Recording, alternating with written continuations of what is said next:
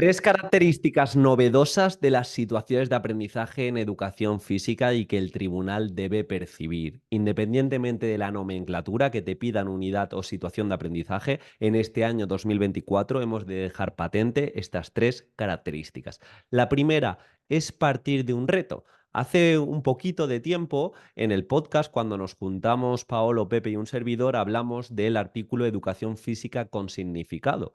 Y uno de los puntos principales era el aprendizaje relevante. Ya no venimos desde ese modelo contenidista donde nos poníamos delante de clase y le decíamos a nuestros alumnos, hoy toca realizar la unidad de capacidades físicas básicas, vamos a correr, vamos a utilizar la fuerza porque toca. Igual hacemos un test y hacemos una serie de sesiones, pero toca esta capacidad física básica o estas capacidades. No, ahora nuestra responsabilidad como docente es partir de un reto, es partir de un desafío, es hacerlo relevante. En vez de vamos a trabajar la sostenibilidad, vamos a recoger residuos y si practicamos un deporte alternativo como el plugin, en vez de simplemente hacer pruebas y relevos sin ton ni son, y si creamos nuestra gincana saludable para que el resto de alumnos se mueva, en vez de ir a un parque colindante y simplemente jugar, y si rehabilitamos el parque, en vez de trabajar capacidades físicas básicas como puede ser la resistencia de manera aislada con test de Cooper, etcétera, etcétera, y si la trabajamos y además creamos una exhibición o una carrera solidaria donde recaudamos fondos para mejorar nuestro entorno, esa es la principal diferencia. Partir de un reto, hacerlo relevante y así, por un lado, conectarnos muy bien con la LOMLOE y por otro lado hacérselo funcional y nuestro alumnado se va a implicar mucho más. Por cierto, en este punto te recomiendo que si te quieres preparar las oposiciones es el momento de prescribirse. Vamos a tener grupos reducidos, estamos mejorando nuestro temario resumido, actualizado, con técnicas de estudio, con una planificación desde que empezamos hasta el final.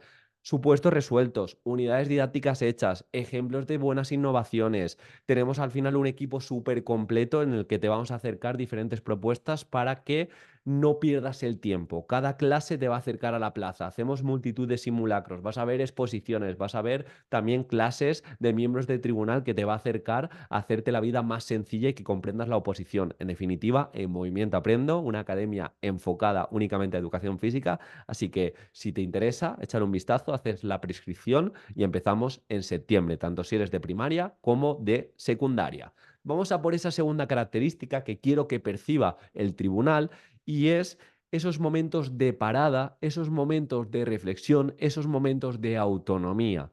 En educación física no se trata simplemente de correr por correr, de hacer test, de movernos, tiempo de compromiso motor, porque entonces, ¿para qué hacer un currículum? El currículum de educación física sería una hoja con los contenidos a trabajar, el moverse, el que suden, el acabar con el sedentarismo con juegos sin ton ni son, seríamos igual que un monitor de tiempo libre, y no, realmente nuestro alumnado tiene que aprender. Aprendemos sobre aquello en lo que pensamos. Por lo tanto, preguntas metacognitivas que le podemos hacer a nuestro alumno y se tiene que ver en un momento de la sesión en concreto, donde puede aplicar lo aprendido, si se ha explicado bien, qué puede hacer de otra manera, ha dedicado el suficiente tiempo para mejorar cierta habilidad, qué ha aprendido de la disputa que ha tenido a la hora de desarrollarse en ese aprendizaje cooperativo. En definitiva, que haya momentos donde se aplique lo que se aprenda en los juegos, donde se vea dónde se puede aplicar ese elemento táctico que aprenden, esa gestión de emoción. En definitiva, que se piense sobre lo aprendido y se piense sobre lo trabajado. Educación física.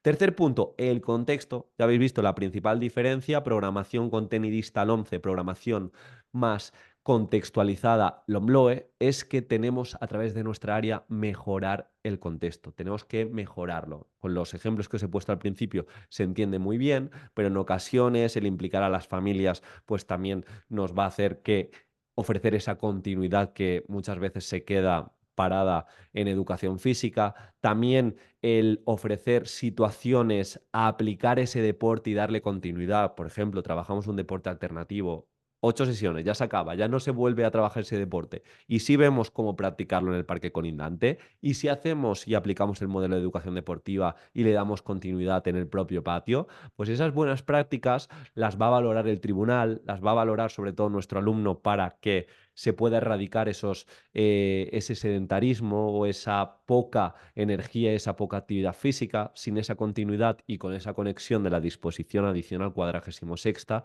pues le vamos a dar mucho más empaque. Así que recuerda, independientemente de lo que te pidan en la oposición, tienes que partir de un reto, un desafío, hacérselo relevante. Tiene que haber momentos de parada para que tu alumnado aprenda y diferenciarte de un monitor de tiempo libre, que no digo que esté mal, yo he sido un monitor de tiempo libre, pero quizá el propósito didáctico no está tan claro, simplemente se tiene que divertir tu alumnado y por último, de qué manera tu área mejora el contexto. Me encantaría que contases con nosotros en la preparación. Tienes ahí justo abajo la hoja de prescripción y como siempre nos vemos mañana. Un abrazo.